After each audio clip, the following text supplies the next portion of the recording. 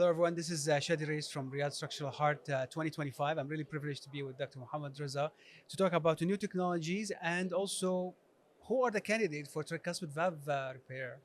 Dr. Raza, thanks for being with us. Yeah, thank you for the opportunity. So it is an exciting news for our patients in particular that the valve that has been labeled as forgotten valve, Yeah. now we have therapies for that valve. And it's humbling that how many patients in the past who had significant tricuspid valve disease and the fact that there wasn't a good therapeutic option for them, they got ignored, and we essentially we couldn't do anything for them. So it's exciting now that at least now they have options, and one of the options is that we can do tricuspid valve edge-to-edge repair.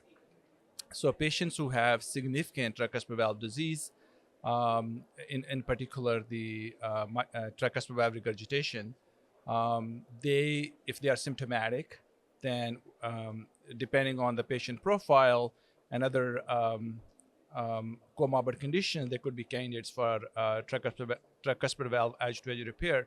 So who are those patients? Are mostly the patients, A, they have significant tricuspid valve regurgitation, B, they are symptomatic in general, and C, they do not have advanced RV failure.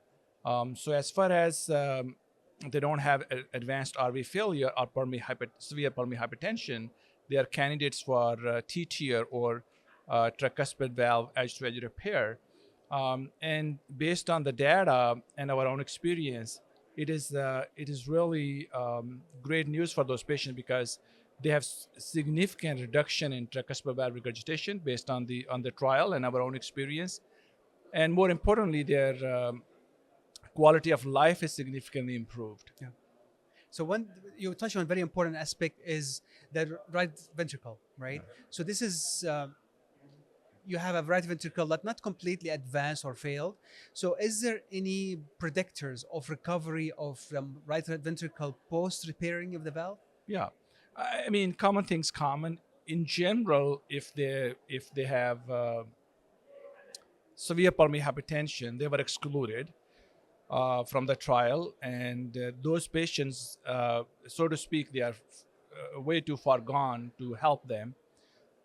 If the right ventricle is moderately or moderately severely decreased in function, then removing the pop-off valve may worsen their outcomes, or they will have bad outcomes. So as far as those two predictors, which is pulmonary hypertension and RV failure or advanced RV failure, we exclude them. I think any patient could be candidate for tricuspid valve edge-to-edge repair. And the second factor is the anatomy, right? So if the coaptation gap is, let's say, over 1 centimeter, then it will be hard to grasp the leaflets. However, we have done several cases where we optimize them. We do GDMT. We use inotropic support to narrow the coaptation gap, and we were able to offer those patients T-tier or edge-to-edge repair. Secondly, if they have a lead-related pacemaker lead-related tricuspid valve regurgitation, then we have to see if the lead is really causing, or tethering the leaflet and leading to TR. Then the bigger question then comes: should we remove the lead and then do T-tier, or we work around the lead? And we have done both. It's tricky that when you remove the lead, you may tear the leaflet. So if grasping may become difficult depending on how long the lead has been in there and where the lead is located and Right. which leaflet is attached to. But we have worked around it. As far as in general, the anatomy is suitable, which means mostly the coaptation gap is not too large, over a centimeter or 10 millimeter. We can offer those patients TTR. So what I'm hearing is patient who has pacemaker or ICD, you still are, not all of them, but certain cohort of patient can be a candidate for the edge-to-edge repair. Yes, absolutely, absolutely. So, and I think that brings another bigger question: is there any way to prevent that from happening from a get-go? Because traditionally, when a patient needed a pacemaker, it was done blindly without any imaging guidance. And then later on, turns out that those patients develop worsening tricuspid valve regurgitation. So question is, could we utilize more, leadless pacemakers?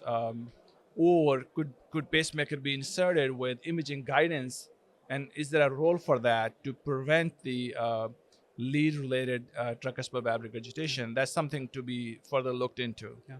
Raza, thank you so much for very insightful coverage of the tricuspid valve, especially for catheter therapies and edge-to-edge repair. Yeah. Thank you for the opportunity. Absolutely, yeah. Watch these videos and others on the YouTube channel and website. This is Chadi Alraies coming to you from Riyadh Structural Heart 3rd edition 2025. Thank you again.